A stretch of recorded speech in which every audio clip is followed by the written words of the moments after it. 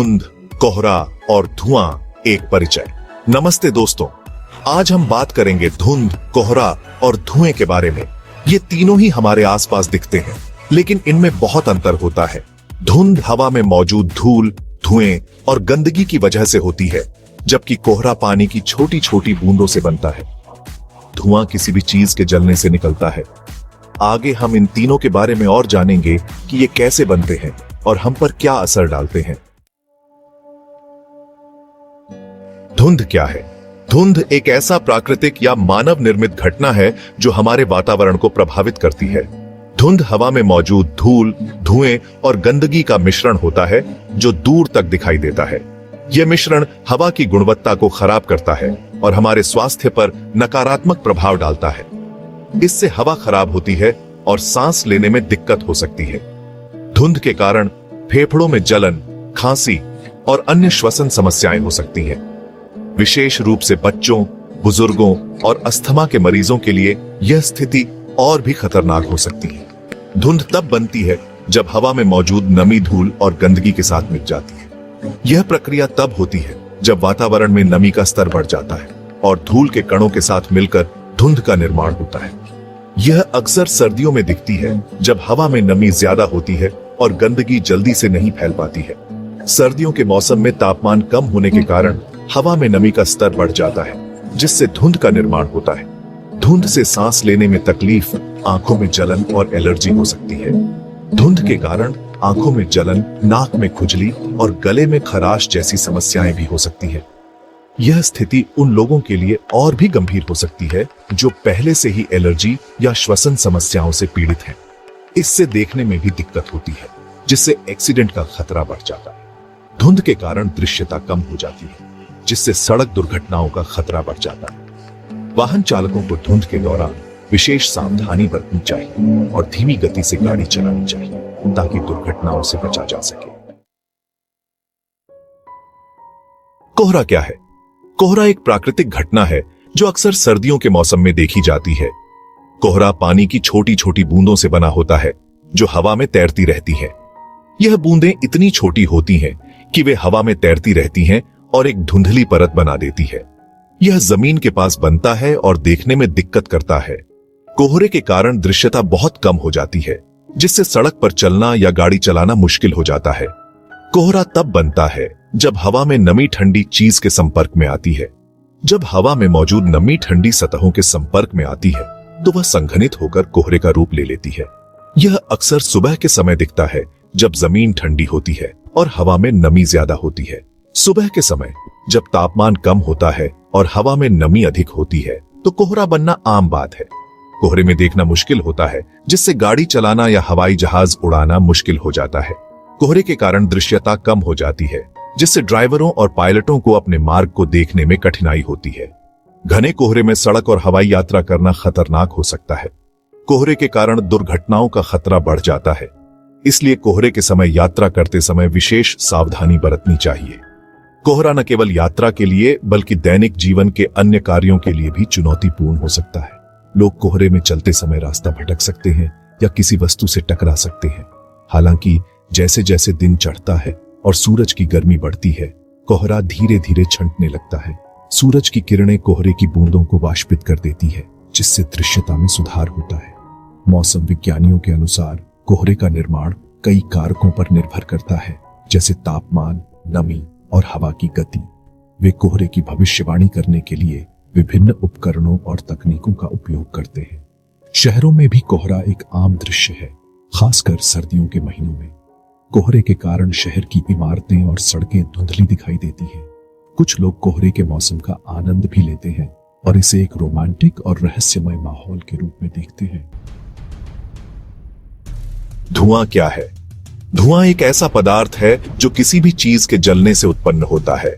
ये एक मिश्रण होता है जिसमें गैसें और ठोस कण शामिल होते हैं। धुआं किसी भी चीज के जलने से निकलता है।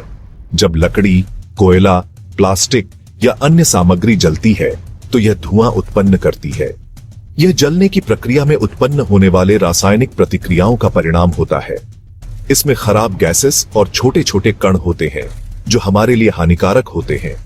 ये कण इतने छोटे होते हैं कि इन्हें हम अपनी आंखों से नहीं देख सकते, लेकिन ये हमारे फेफड़ों में जाकर जमा हो सकते हैं।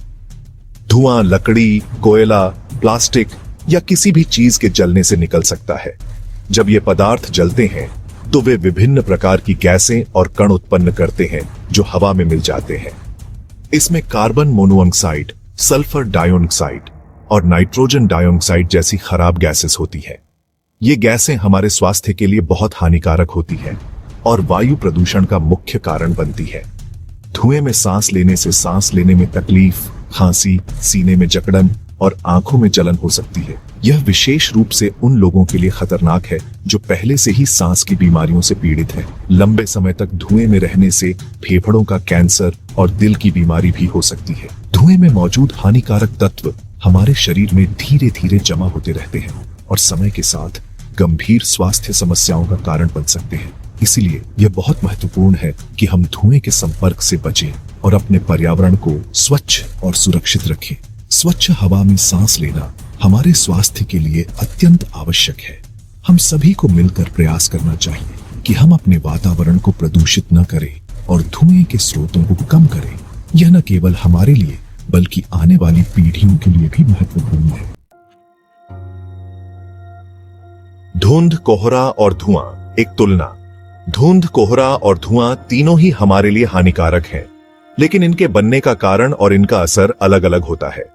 धुंध गंदगी की वजह से होती है, कोहरा पानी की बूंदों से बनता है और धुआं जलने से निकलता है। धुंध और धुआं दोनों ही हवा को खराब करते हैं, जबकि कोहरा देखने में दिक्कत करता है। यह समझना जरूरी है कि इन तीनों में क्या अंतर है ताकि हम अपने पर्यावरण और सेहत का ध्यान रख सकें।